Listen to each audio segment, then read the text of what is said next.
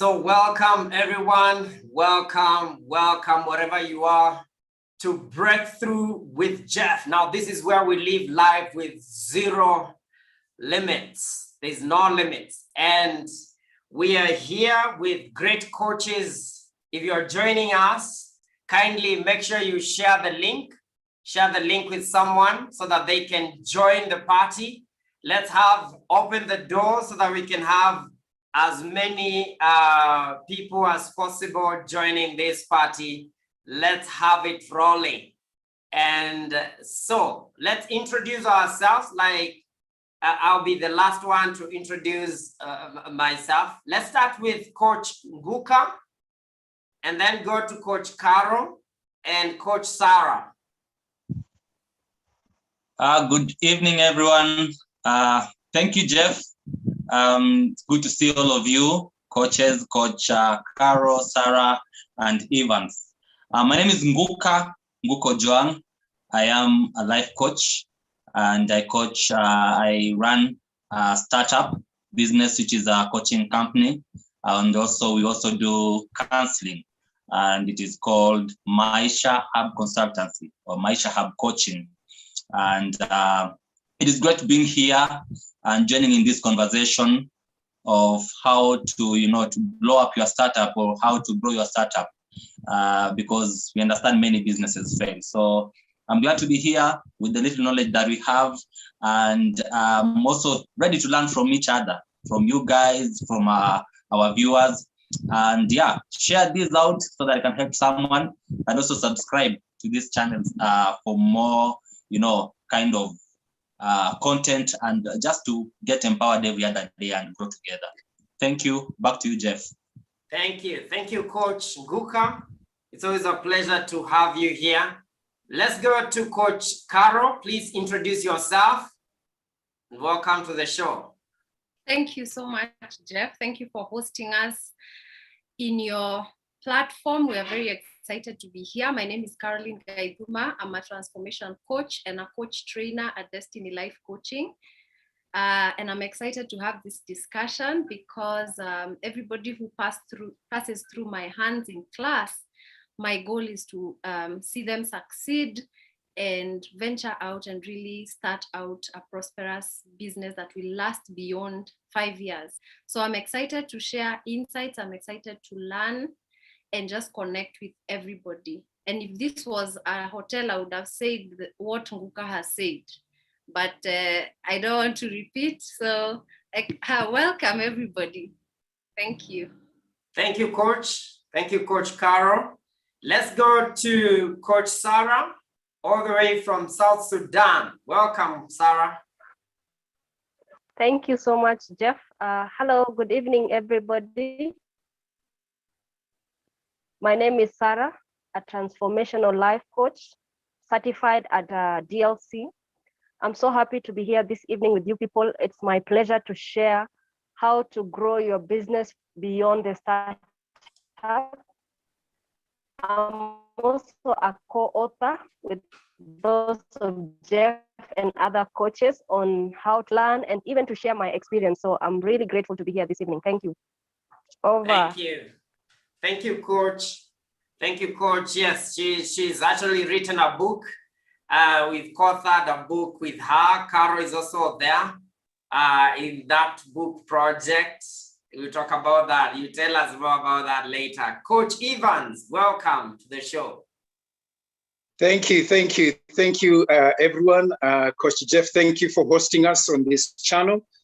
Today is that day of talking about startups. We are in a season in our country, in the world, where many of our traditional places of income have been, challenged by COVID-19.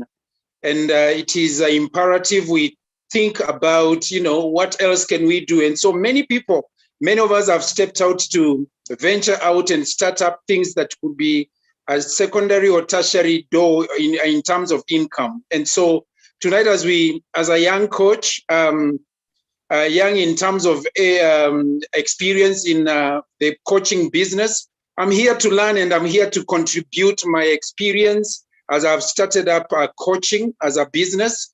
But the other side of me, I'm a pastor of many years, more than 15 years in pastoral ministry and doing coaching at the church level, but now also coming to do transformational coach, reaching out to the people, especially to the wider community that is around me. So it is exciting. I know today I will learn, and also today I'll be able to share my experiences, and somebody somewhere will be encouraged to continue doing that which they feel called to do in this season. Thank you so much, Jeff.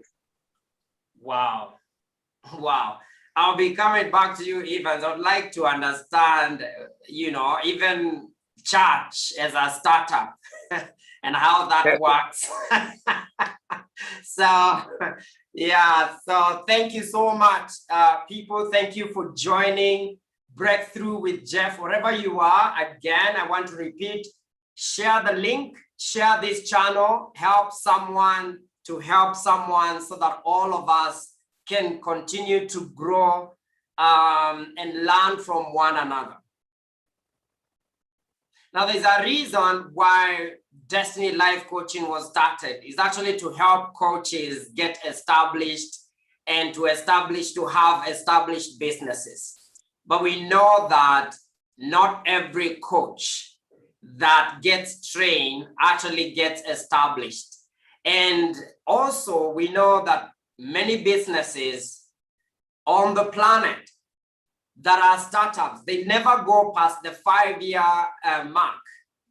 After 5 years, 50% of the businesses die. In 10 years, almost 90%. About only 10% will survive. So, guys, the question is, what is it? What does it take? Really, what does it take? What are the reasons why businesses don't survive the first 5 years? And I'll start with the pastor. I'll start with Evans because I'm interested with the church. You spoke about the church. How come businesses don't survive the first 5 years? Most businesses never survive. What do you think are the thoughts you have there? Thank you, Coach Jeff, for that question. I'll try to mix it up, church and just the other. Allow me to use the word regular businesses. Yeah, I think number one is that most of us, yes, we are desperate to have an income. Yeah, we are desperate to earn money. The Bible talks about, God blesses the work of our hands. And so we are desperate to go out and do something. But what we fail at is the preparation. By preparation, we mean every engagement needs preparation. So how prepared are you? Have you done the background study of your business? Because for you to make money in this world, you need to be meeting a need, a specific need. If you're not providing a solution, nobody can pay you, for just doing nothing. And so you have to go and do, in church, we call it spiritual mapping. Out in the marketplace, you have to do your, feasibility study. You have to go out and look at the community where you want to set your business. Yes. And find out what are the gaps that I am going to provide solutions. If you cannot do that, even for a church, why am I planting a church in Nairobi? And then secondly, I would say, understand your niche, understand your clientele. Who am I targeting? So many of us fail because we didn't do research on the kind of clientele we want to buy our products. For example, you cannot set up a garage that sells what is this, Range Rover sports cars in Mathare. because you won't get people from Mathare who are riding those kinds of cars to come to your garage. You are setting yourself to fail. So if you don't do your research, many of us would fail because of research. And then another one is just knowing what you're good at. What you're good at. Some of us, like in church, some of us can set up a church in an informal settlement, say Mathare or Kibera, and they will thrive. And some of us can set up a church in Runda and we will thrive. So you have to know your gifting and what you are cut out for. Who do you speak to? Who can you easily speak your language? So I would start by saying failure to do background studies on your product, and also the buyers, the people you are targeting to buy your product. Yeah. Oh, that's brilliant. I love it. So just to recap, you're saying do your research. Have you done research on your market? What is the niche? What is the need?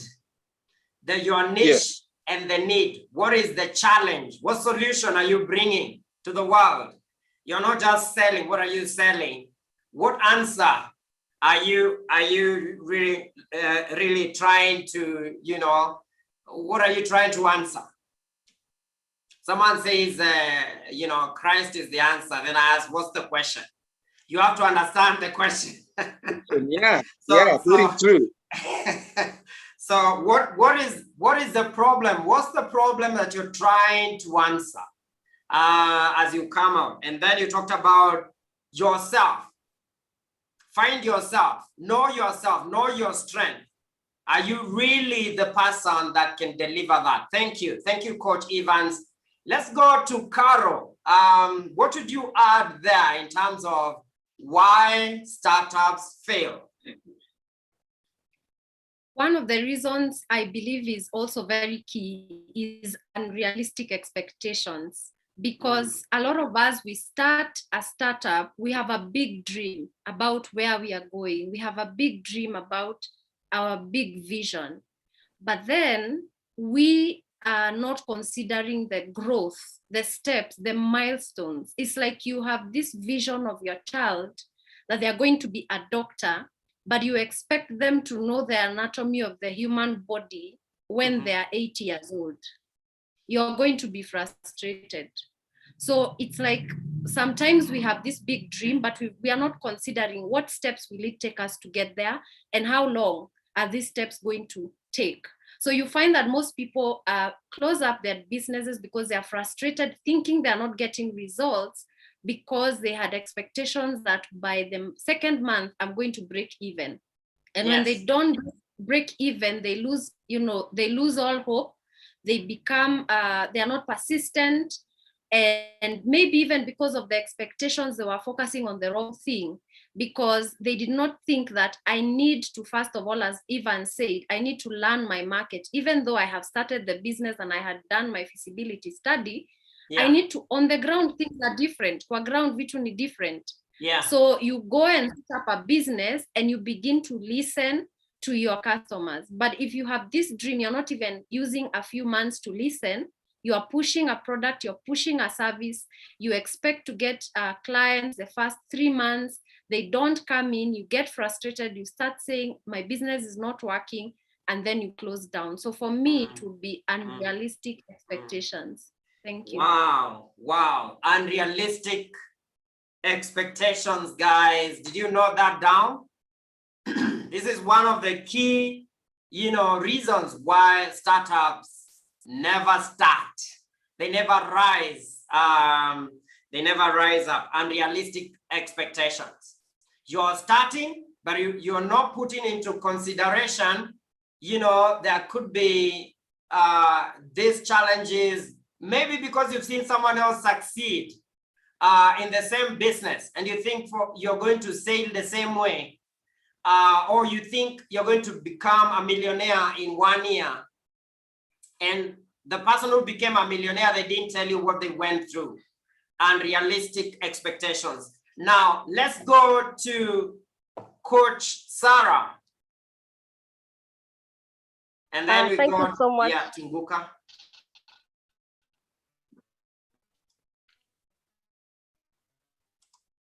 Go on, Coach. Thank you so much, Jeff, for that opportunity. I'm going to share the first thing that I want to share about. Can you hear me? Are you able to hear me? Jeff, can you hear me? Yes, I can hear you. So I'm very going to clear. share. Yeah. I'm going to share two things why startup fail. Coach Carol has basically covered everything that I wanted to say, but I have two key things that I want to talk about. When we are starting our business, we don't put into consideration how are we going to sustain this business. So the key thing that when you fail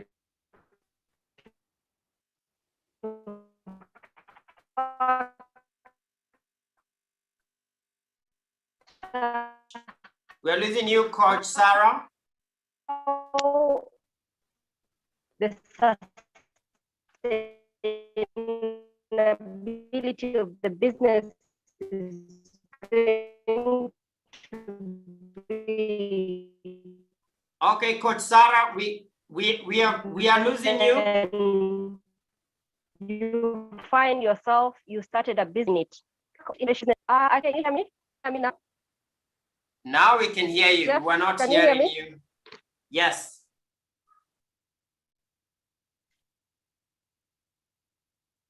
Okay, let's go to Coach Sarah. Will catch up with you in a moment. Let's go to Coach Nguka and then we come back to you, Coach Sarah. Thank you, Jeff. I think you can maybe request Sarah on the side to maybe look for an alternative network, maybe. So why do startups fail?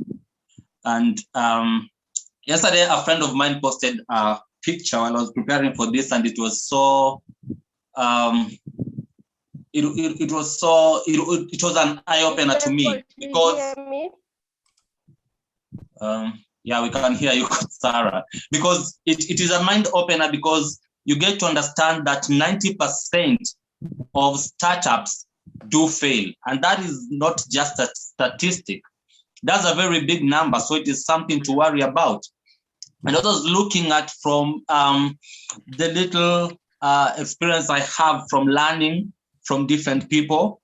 As an owner of a startup, I keep learning from different people who've been in business before. And also just looking at the businesses that have failed, and just talking to other clients, getting to understand why their businesses have failed and getting to assess why these businesses fail.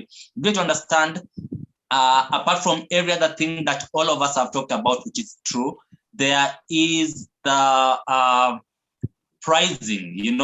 We have that reason called pricing. Sometimes we do not understand our product. Sometimes we don't know our stuff. So you don't know how to price your product in a way that the consumers will not be scared away. For example, you're in a coaching business.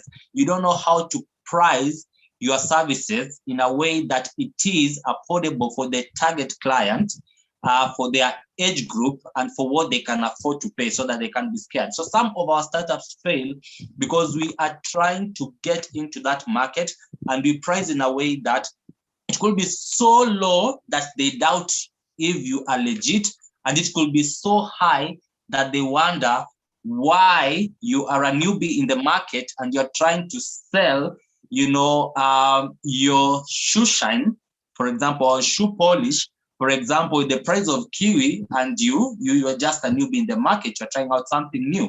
So that also makes us fail. And how to go about this?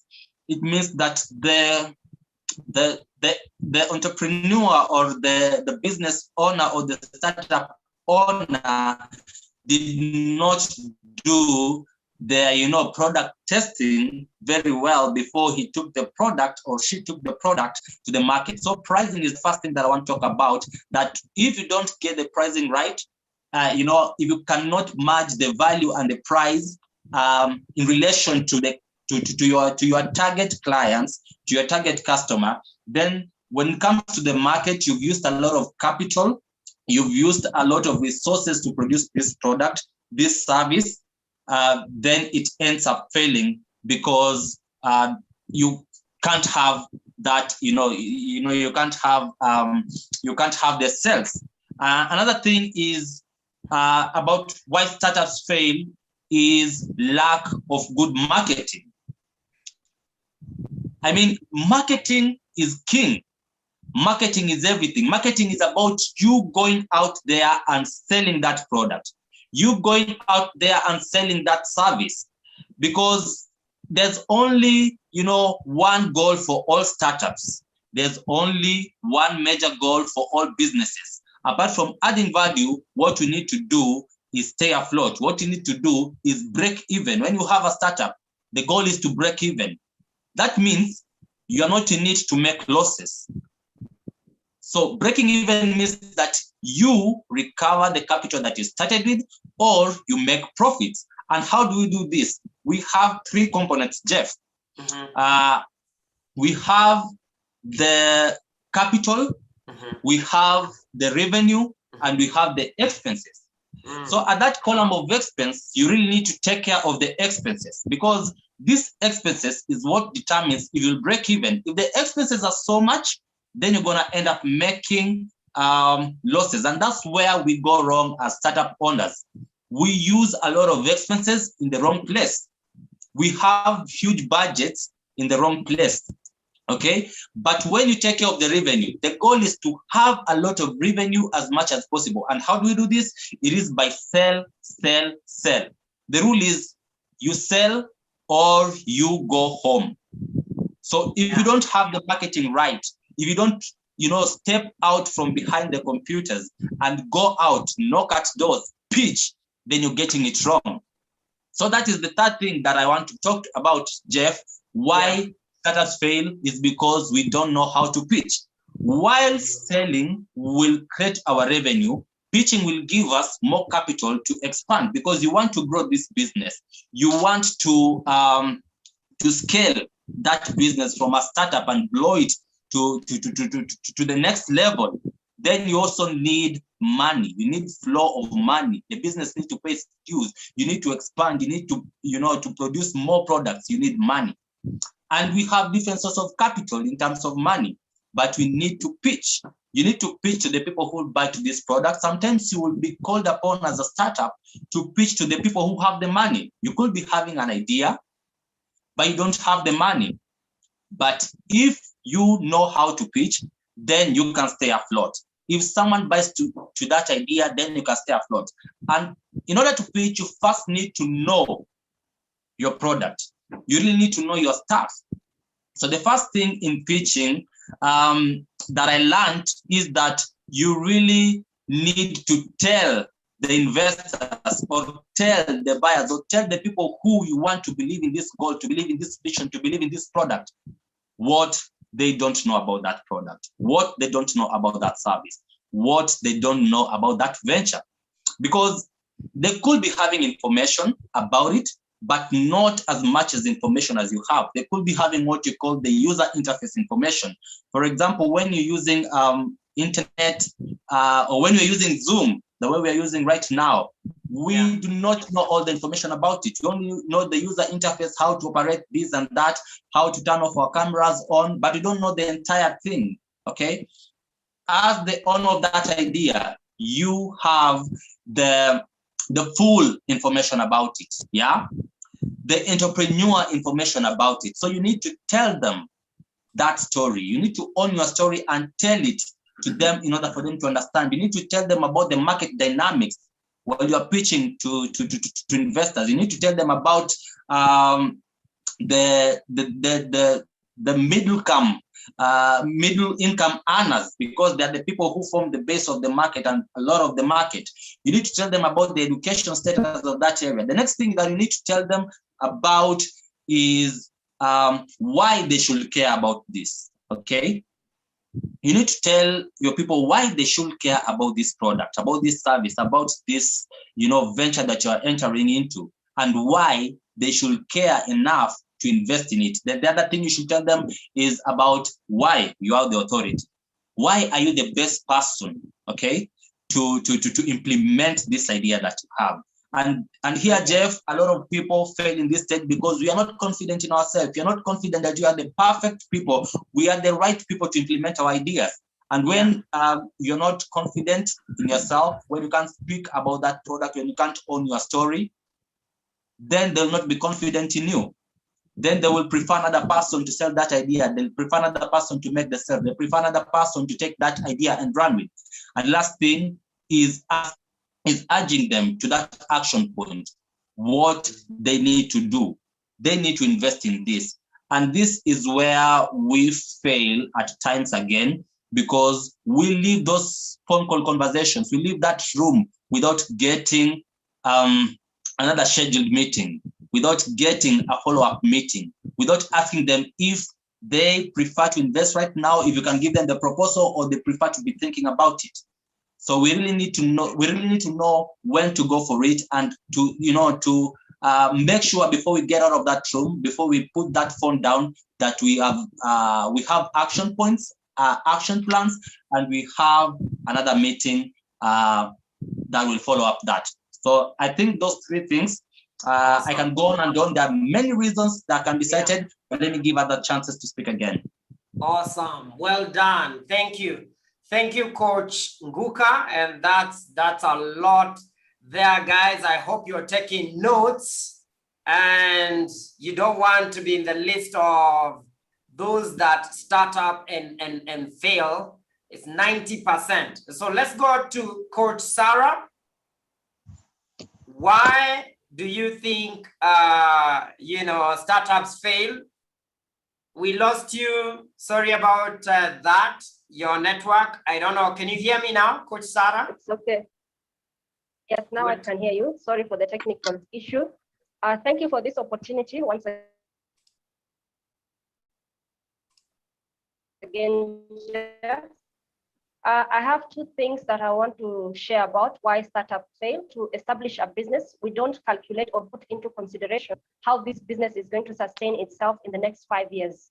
And if it doesn't, then we try to, if we have not met the expectation that we have when we started this business, then we immediately throw in our towel and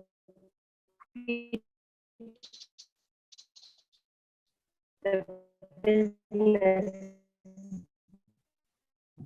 and we've lost you. On to the next Sarah, thing. we've lost you again there, So Sarah. Sarah, we've lost you there. Like the way Pastor said that when you're starting your business, do a feasibility study. Okay. How are you going to in how you sustain your business if you want to stay in business.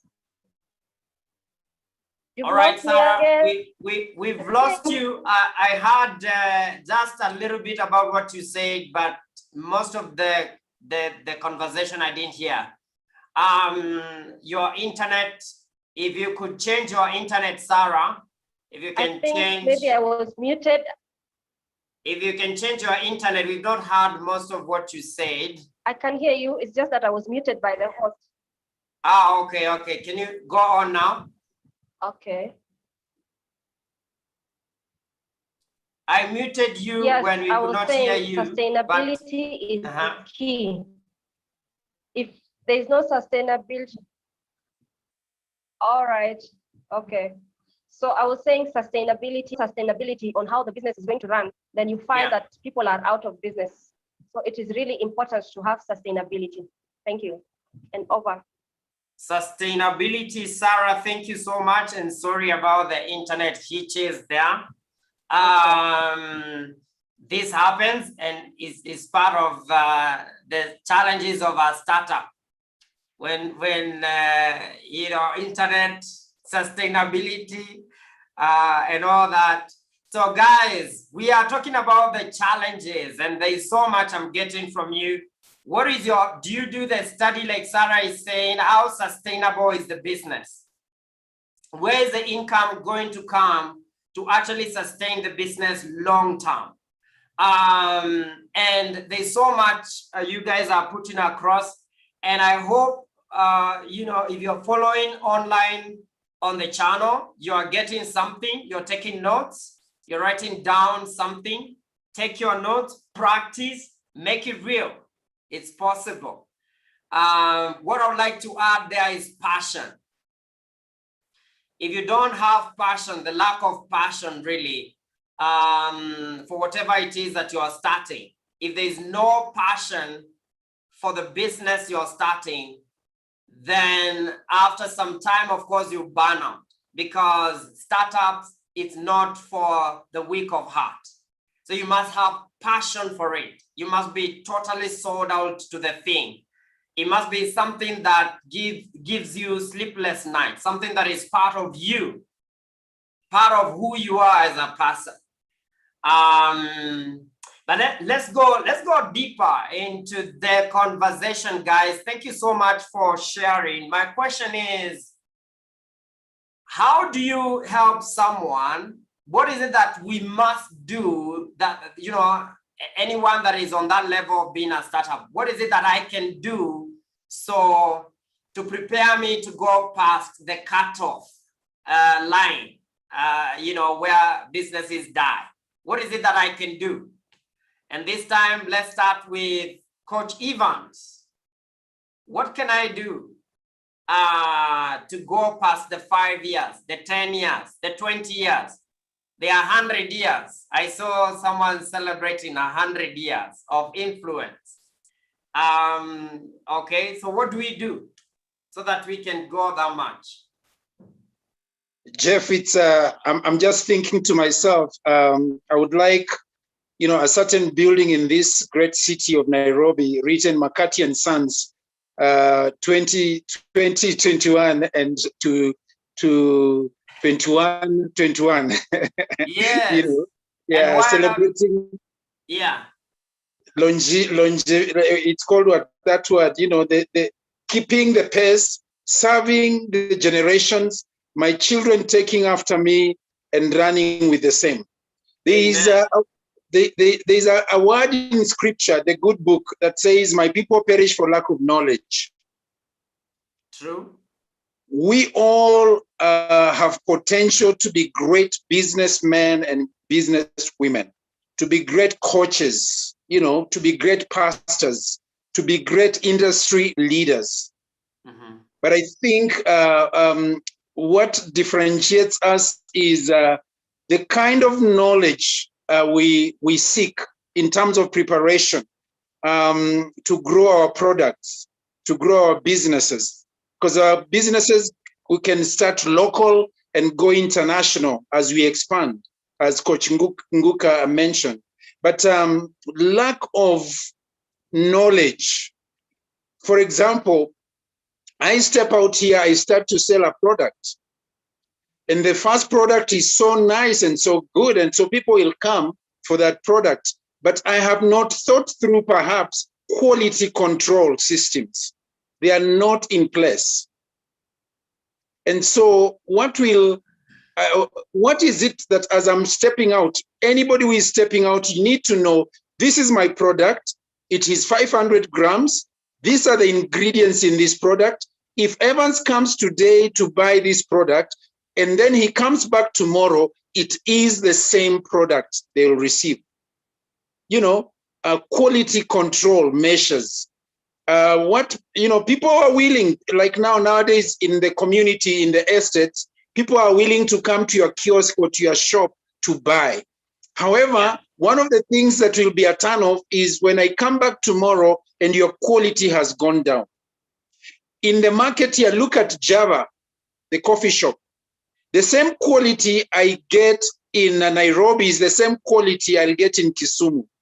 Is the same quality and service I'll get in Kericho. And so thinking through, starting small, as Coach Caro alluded to, let's not be in a...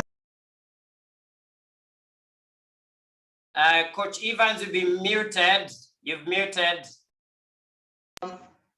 Baby steps as we... I think I hang somewhere there? Yeah, you're good. Yeah, baby steps as we go ahead. Then, the consistency of the service. I would really advise somebody, this is the product you want to launch out. How are you going to maintain consistency of the service or the product, the quality that you want to do? Then secondly, customer care. Everybody on internet, on Facebook, they're advertising their products. But for me, I believe in referrals, especially in coaching. If I coach you and you get your breakthrough, you get your transformation, and you experience, growth, then you are likely, your friends, your relatives are likely to ask you to notice the difference and ask you who or how, and you are likely to point them to me, And so anybody who comes to me, who comes to you, the client who comes to you, how are you going to relate with them? How are you going to treat them? Will they be comfortable to refer somebody back to you? Can they be your marketing signposts in the community? Can they be the signage that can point people towards you and the product you're producing? Like, for example, in church, you talked about church. When I plant a church, I'm like, anybody who comes to this church, and if they are looking for a church, if they don't have a church, anybody coming to my church, I want them to stick there. I want them to come back. So the question is, am I able to meet their expectations? And that's why we talked about the niche, your clientele, understanding their need. What are they looking for? What are they looking for? And allow me to pause you there, Coach Evans. Tell me, how do you, like, when you realize the people coming to you are not the right people you are looking for? How, as a startup, how do you deal with such, an issue where, yes, you've advertised, but the people coming to you your church, pastor, they are not the right people. How do you deal with that? How do you deal with the wrong clientele? For church, it's easier to contextualize your service to, so that there's something we call speaking their language. Everybody wants to gravitate toward a church or a business that speaks their language. And if in business, basically it's the product they are looking for. If you don't have the product, they will come, and you want to be generous enough. If you don't have or you cannot serve them, then refer them to the business next door. Refer them to the business next door where they can get the kind of service they are looking for. They will love you for that. They will market you for that, because now they understand what you're providing, and it's not what they are looking for, but you have referred them to another place. I can assure you, the day they want to get your kind of product, they'll come back to you. They'll come back to you. Awesome. Yeah. And I wanted to add this, Jeff.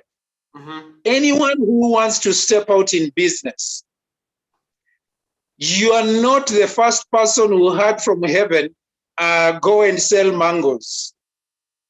So you need to know there are other people out there who are selling mangoes or who are selling this kind of a service. Please take time, reach out to such people, learn from them, ask questions, get a mentor, get a coach, somebody who can help you to think beyond where your knowledge or your exposure, or beyond, talent alone is not enough.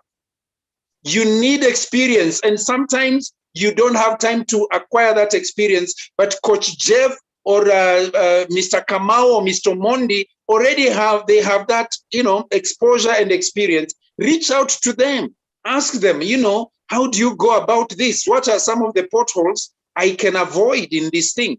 Don't just dive in. Don't just dive in. Even in a swimming pool, you need, they're called swimming instructors who are on standby to help you, who you can run back to, to sharpen your skills. And so I'm just thinking, those are the three things I would point out to anybody who wants to step out. Who is your coach if you want to do coaching business? Who is your coach? Do you have your coach? You expect people to buy your coaching services and you have never bought, or rather bought coaching services, you expect, where are you getting the experience? From school, there's theory, but also there's the experiential knowledge that you can draw from some mentors around you or some coaches around you as you want to launch out. Let me pause there, Coach. Awesome. Carol, how do you deal with failure, especially when you are new, when you are newbie, you are starting your business and something is not working? Do I just drop it just because it's not working? It's the first time, or it's the second time and the thing is not working? How do you deal with failure? I think the first thing is to understand that failure is a very crucial part of the growth of a business. Because as I said, kwa ground vitu ni different. How do you know that something is working or not working when you start a business? Is you fail. And why are you failing? It's because you are serving a customer who is an authority in the product and the service that you're giving, because your goal is to serve them. You have chosen a product or a service to meet their need. So they are an authority. And when they say, no, I don't want it like this, you need to listen. And that could look like failure because maybe you had already branded, maybe you had already packaged, maybe you had already created. But then failure is communication. It is communication that you need to take positively and act on. Because I think a lot of the people think that business succeeds because it doesn't fail. Business succeeds because it learns from its failure. And if you look at, for example, Safaricom, you learn a lot from Safaricom because Safaricom has been changing their products based on the need that their market is seeing. It has been removing some products from the shelf because their market has said, I'm not, I don't want this. It has been removing some products because they have done their calculations and seen this is not profitable, even if people are gaining from it. I remember there's a product they had that was really good for us because it was giving us a very good service and we were saving a lot, but it was not making business sense for them. And they removed it from the shelf. So as a company, as a business person, you must incorporate your failures as part of, learn from every failure if you want to succeed. And the way to learn from the failure is to ask yourself, what really failed? Because again, when we fail, we are not really cognizant or aware of what exactly failed. And it's very important to keep communication with your client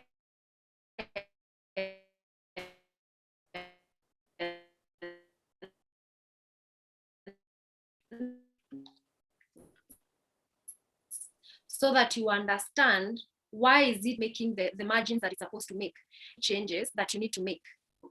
So I don't know if you can still hear me because it says my network yes. is...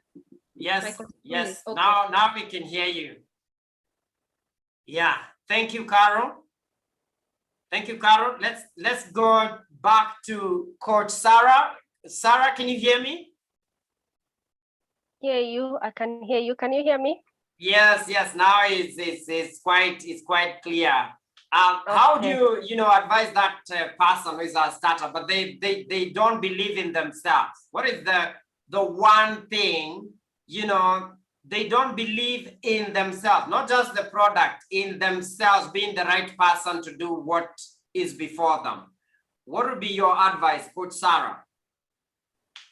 My advice is that, for you to, if you don't believe in yourself, the thing is that what is it that you are capable of? Because we have something that we are good in. So I cannot just wake up today and say, I am going to do what Jeff does, because I am not Jeff. What is it that I can do in my own capacity that will work for me? So it is really important for you to understand yourself, understand the product. Like there are people who do sales, especially I respect people who do insurance. They know how to really get their clients and they will convince you to buy with them because they know this is something that they are good at and it's hard to say no to them. But for me, I'm not very good at convincing people, so I'll just avoid that. So do what you are really good at, what you understand. And I've been hearing you're talking about how to deal with the failure. You know, sometimes failure is about pause, and you need to go back to the drawing board. This one is not working for me. How can I tweak it so that it can be favorable to me? And like you said, it is all about being passionate. It's all about being passionate, because that is what will drive you to achieve the goal that you really want. Thank you, and over to you, Jeff. Awesome, awesome. Thank you, guys. Coach Nguka, back to you once again. Talking about passion and discovering, this is what I was born for. Is there something, a business that someone you can say this is your calling, or can we just know by trial and error? Do we find our calling, find ourselves, or do we go out there, try, fail to find what is the best, business for us? Thank you, Jeff. Talking about passion, and this is something that all of us have alluded to. It is really key to know that these are some of the stages that we should, and every startup, every aspiring entrepreneur should go through. You need to look at maybe what is the value that you are adding. Then get to understand, is there money in it? Because money is very important. The money point of it is very important, because you are here to make profit. If you don't make profit, you close down. Then the next thing is to understand, am I passionate about it? And sometimes when your heart is not in it, okay, then no matter how much you brand, it will not work, because unconsciously it will show out. When you meet with that investor, maybe whom you want to pitch to, when you meet with that client, your first client, your customer, they will feel that your heart is not into it. And how do you know your heart is not into it? If you do not buy that story. So in terms of passion, you need to own that story. You need to know that product, as Carol has said, own that story and tell it out loudly. And something that we usually do as startups is that we don't want to face the truth.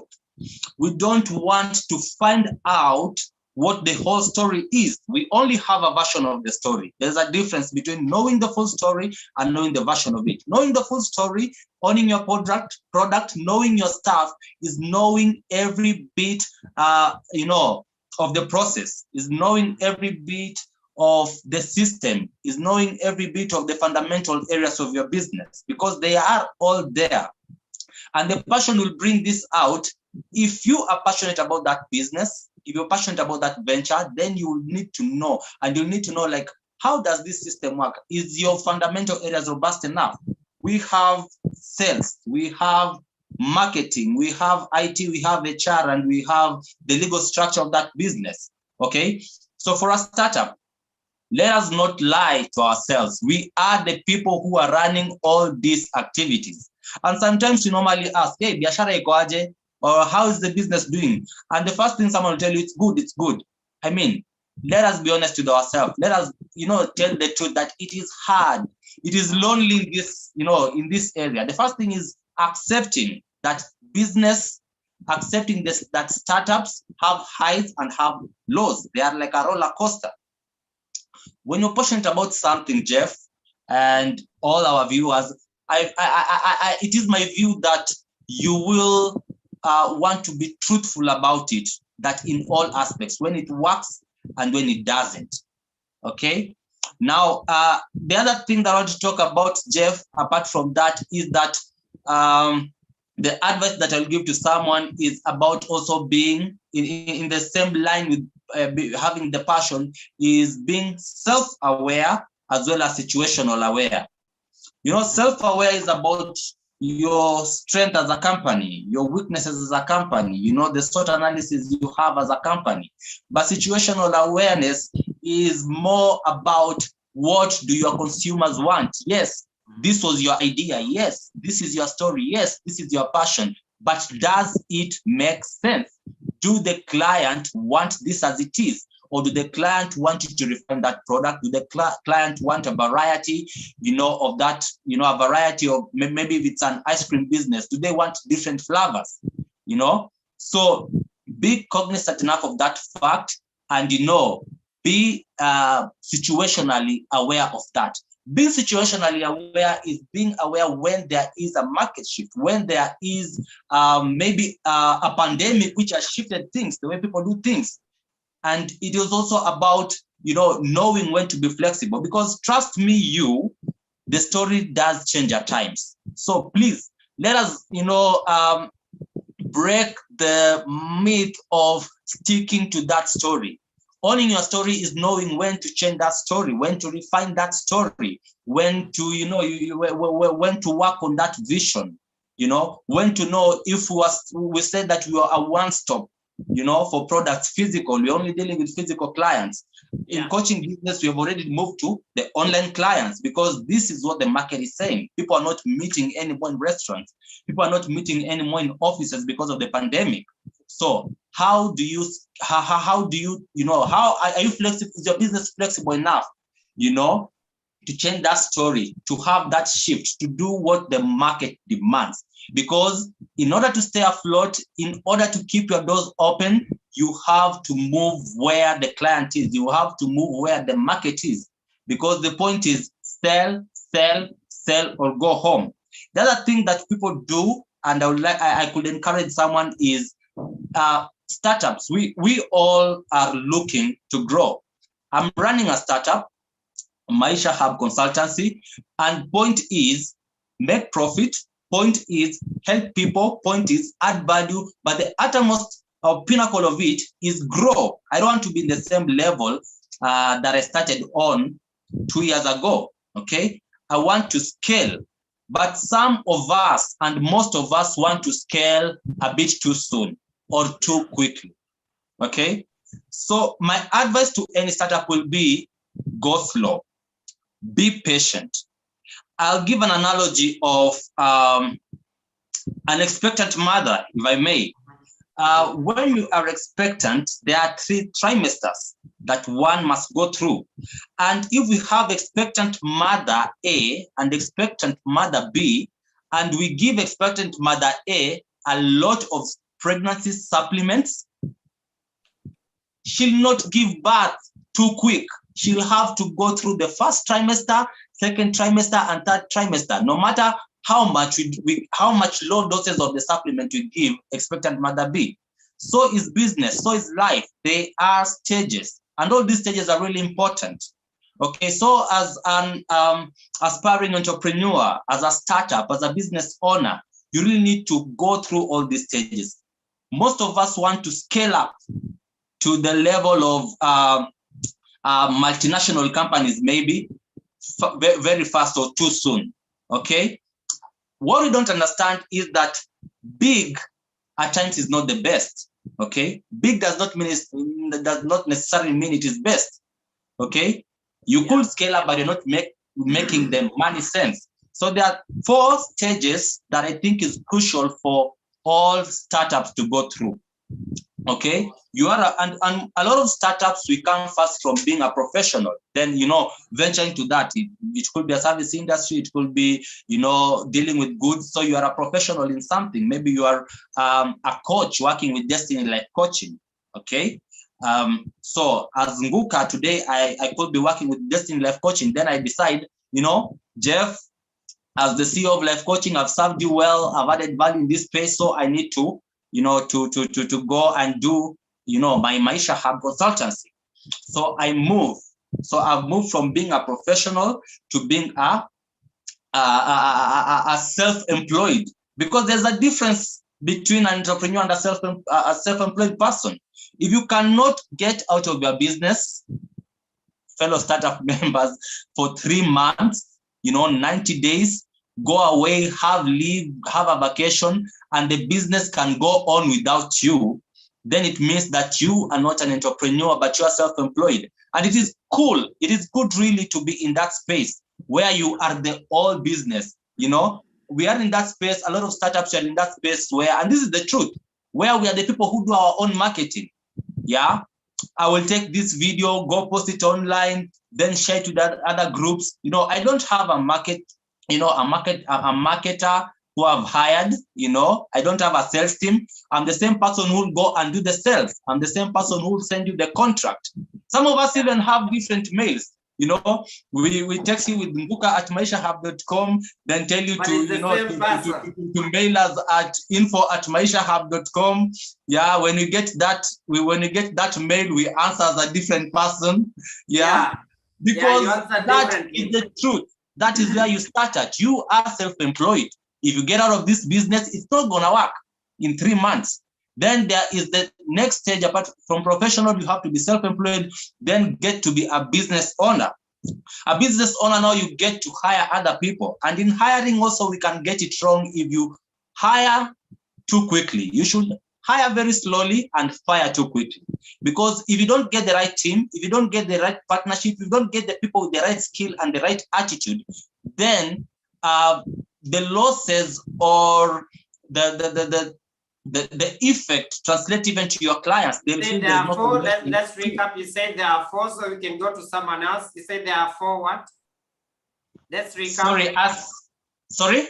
Let's go to the 4 of them. You said there are 4 what?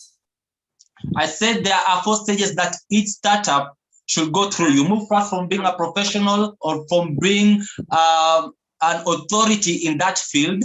You know, then being self-employed, you move into a venture. You move into being a startup owner. You are self-employed because you can't get out of it without it, you know, falling. Then you get to be a business owner. In a business owner means that now you can delegate. Business owner is the final one.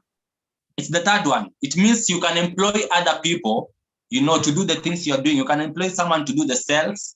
You can employ someone to do the marketing. You can employ someone to do the accounts. And the last one is now being the entrepreneur, where you now manage managers who manage these other people. So you are venturing, you are scaling. So before you can scale from being a startup, from being a professional or self-employed, to being an entrepreneur, where you now, you know, manage different group of companies or manage people who are managing these different departments, you really need to be patient. You really need to take time, know your market, know your people, know your team, and, you know, just build it up step by step, because all these stages, there's something that you learn from it, Jeff.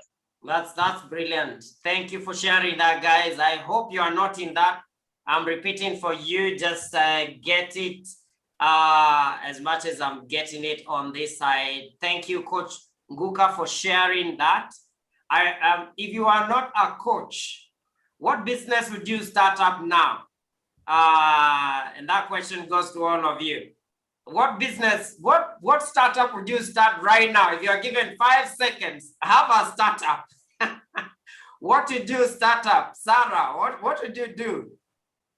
If you were to start up, what is the next thing that you do? The next thing that I'll do, Jeff, is I love shoes so much. I love jewelry. I will do this thing quickly. Yeah.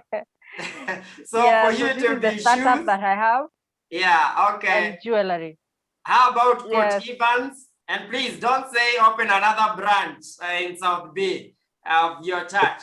Something different from church and coaching. What would you do? I can sell you anything, Coach Jeff. I would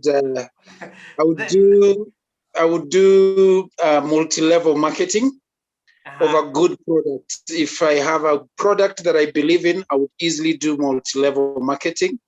And also I could do for a good product that I believe in, give it to me and I'll push it around. Yeah. Okay, Coach. Thank you. Carol, what would you sell? What startup would you start? In 5 seconds. I think I would do what I've done before. I've sold second-hand kids' clothes because kids grow up very fast. Their clothes within 3 months they need new clothes. And I'm a mother, so I have a network of mothers. So I think within the next 1 hour, I would have sold something. Wow, Coach Nguka? I think I'll go with what I know. I'll move from being a professional in the health sector as a pharmaceutical practitioner. I'd go maybe start a clinic with a pharmacy, a clinic, and an outpatient department, and hopefully grow it to an hospital that will serve the community. Wow, interesting. I'm saying this because maybe there's someone listening and they want that inspiration. Sometimes overthinking actually keeps us in that state of never taking action. And you overthink because you're waiting for the best idea. You're waiting for an idea that is a perfect one. There is no perfect idea. The idea you have right now, you can start out, you will fail. Newsflash, you will fail. Failure is part of success. Just accept it, that you're going to fail. And failure is feedback. You're being told it doesn't work this way. Try something else. It doesn't work like this. The most successful people are people who fail the most. When you look at the world leaders in the business world, they have failed more than all of us. Why? They have tried so many other things. I was reading the story of Jeff, the Amazon guy. He just thinks of something and tries it. He's not afraid to fail. No wonder the guy is where he is today. Most of us, I think the fear of failure, the imposter syndrome, feeling I'm not enough, feeling there's something missing in me. I can't try this. I'll try tomorrow. I don't know who said, by the time you get an idea, the universe has already sent it to millions of other people. It's already floating. Have you ever had an idea and then you sit on it for a week, and after 2 weeks, you see someone launching it on TV or inviting you? You know, the universe likes speed. If you have something that you believe in, go see a coach, take that action. Take the action of seeing a coach and get clarity. But overthinking will not help you. I don't know why. What is it? How can we face our fears in terms of getting started and just dive in? Because there are people that they have thought about an idea for a year. There are people listening to us right now. You're sitting on an idea, brilliant idea. You go to your friends, you talk about it, and they tell you, oh, genius. But do you know you cannot eat genius? Do you know your being genius will never bring money to you unless you take action? How can we overcome fear? Coach Evans, and take action. Thank you, Jeff. I like how you're putting it. You know, you can be called a genius out here, and then you go back home and sleep hungry. Yeah. You know, and I think some of these businesses, we need to pursue the passions that we have. Even as Coach Sarah has mentioned, if you are passionate about fashion, you know, that could be your area. You need to dive in.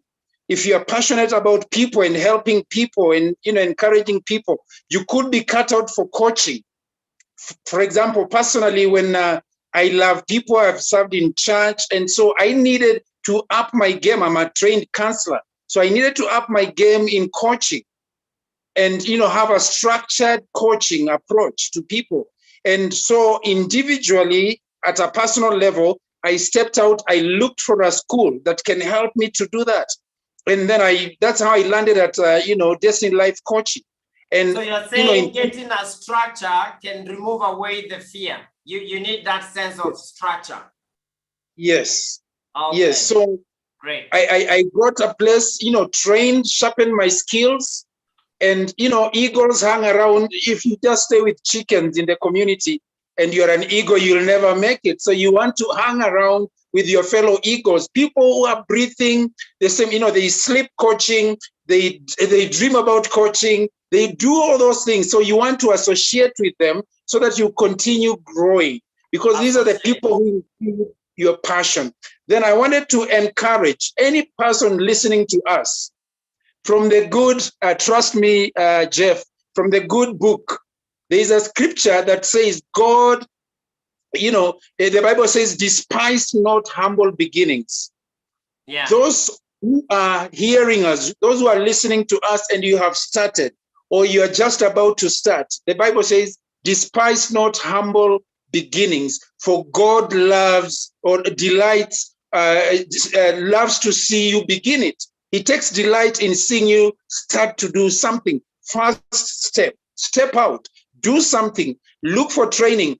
There's a lot of materials on the internet. You know, there's a lot of, you know, information around. Go for it and step in and just do it. As we say, failure is not final. You fail forward. Somebody said failing forward. You know, you fail forward.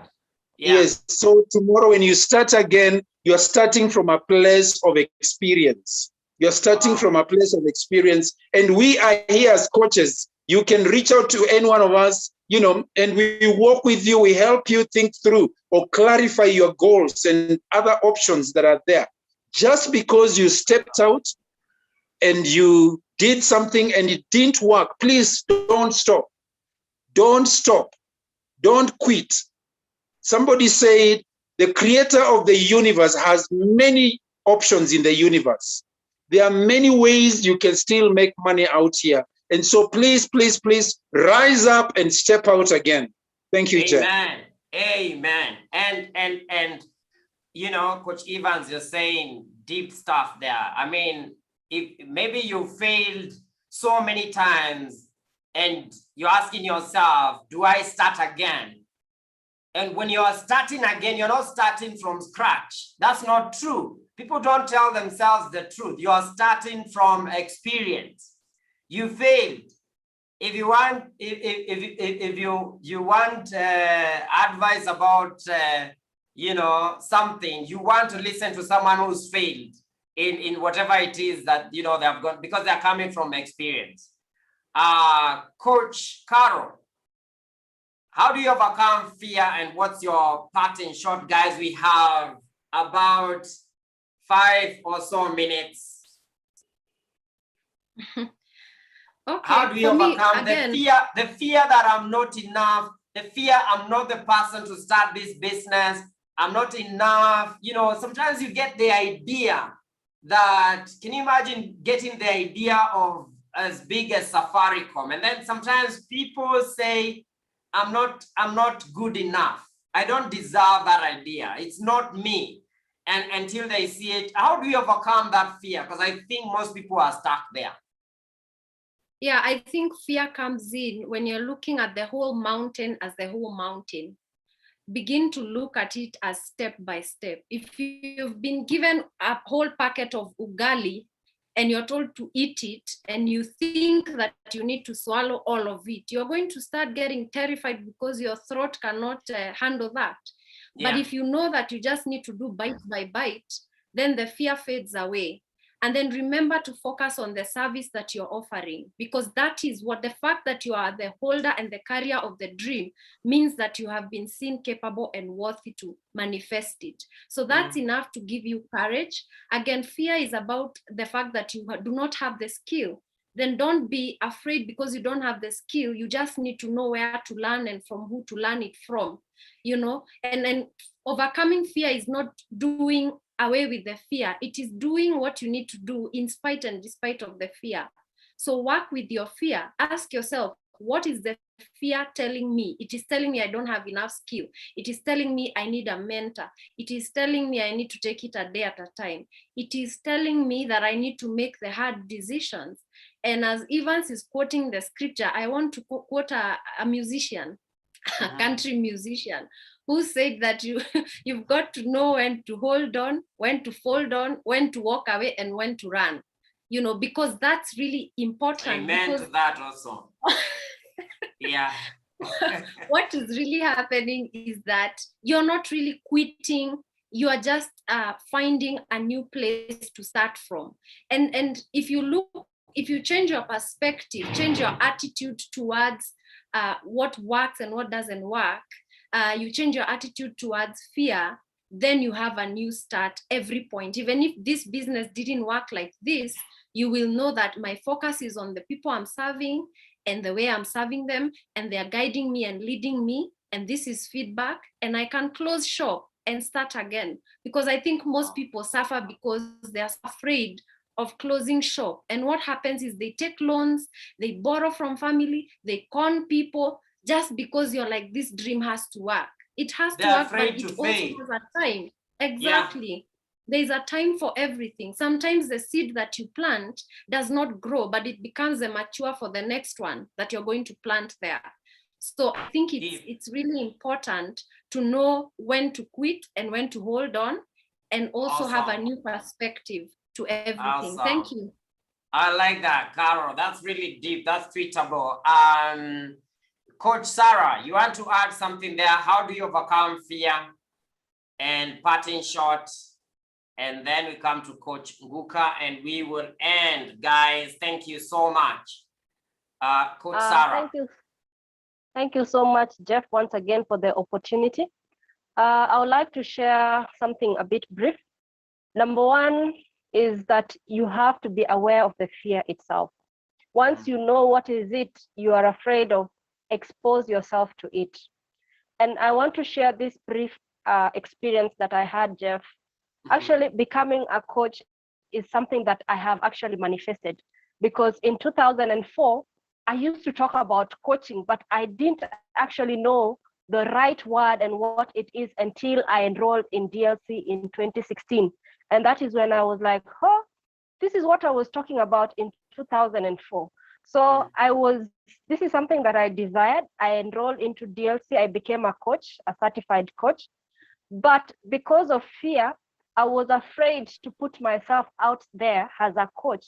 Believe me, I was just calling myself a certified life coach, but I wasn't coaching until last year, 2020, wow. when there was lockdown and I was thinking outside the box, what can I do, and all these things while at home. And this is where I created the Heart Talk public speaking, and I begin even to help people set the goals. And the reason why I was not doing this was simply because of fear. I was afraid to put myself out there. I was like, what are people going to think? Am I going to do it right? But in the process, what I liked about this, and that's why I said you have to be aware of the fear, is that I was like, okay, I don't think I'm confident enough. So the best thing I'm going to do right now, for me to position myself as an authority, I have to be very aware of the skills that I'm going to offer. I have to master what I am going to offer. Yeah. So this is how I exposed myself to the fear. And you have to be, there's something I want to end with. You have to be very strategic and intentional. And you know, when you're a child, you don't have to try to grow. You just find yourself growing. But when you are an adult, for you to grow, you have to be very intentional and try to be strategic. And plan yourself to either scale up your business and try to see what are the core principles that you're going to apply for that business to grow and for you to sustain it. Thank you, Jeff. Well done, Sarah. Thank you so much. Thank you. And thank you for sharing that powerful testimonial there. Maybe for someone that is out there and they want to, you know, take action. You had it. Coach Nguka, go on. We have 1 minute. Thank you. Not the best person to give a minute, but I try to. Yeah, I know. So you are there and you want to start that business, or you are in that business, you're a startup like myself, and you are afraid that tomorrow you're gonna close up. I want to say that fear in itself is a good thing. Sometimes fear plays a key role to keep us on check or to prevent us from, making mistakes or prevent us from going astray. But what is life like if we live a life that we cannot make mistakes? Then that means we can't learn. So I think we should look how to conquer this fear, starting looking at failure or mistakes as a learning point. Failure in business, failure in your startup should be a learning point for you, should be your friend. Learn as much from it. You should you should fail fast, like the Silicon Valley has it, that you fail fast, fail fast and learn from it, then get an edge or a competitive advantage in it. Because those people who are taking a lot of time not starting so that they cannot fail, when they come, you'll have gotten a lot of insights from it. Another thing that I would like to say is that when you are sitting and pondering and wondering how to start, or when you are letting that fear hold you back from starting, then it reduces your time to get to where you want to be, your time to get to that vision. Because there's a saying in Arabic that is loosely translated to English, that the shortest journey is that which has already begun, is that which you have already started. So it is important to start where you are at. Start with the little resources that you have. Start with the little skills that you have. And as you go on, you get the clarity day by day until you get to that success point that you are looking at. Because success is just not an event. No, it is a process. Success is the daily habits that you put in. Success is that, that point where you start. Success starts from that point.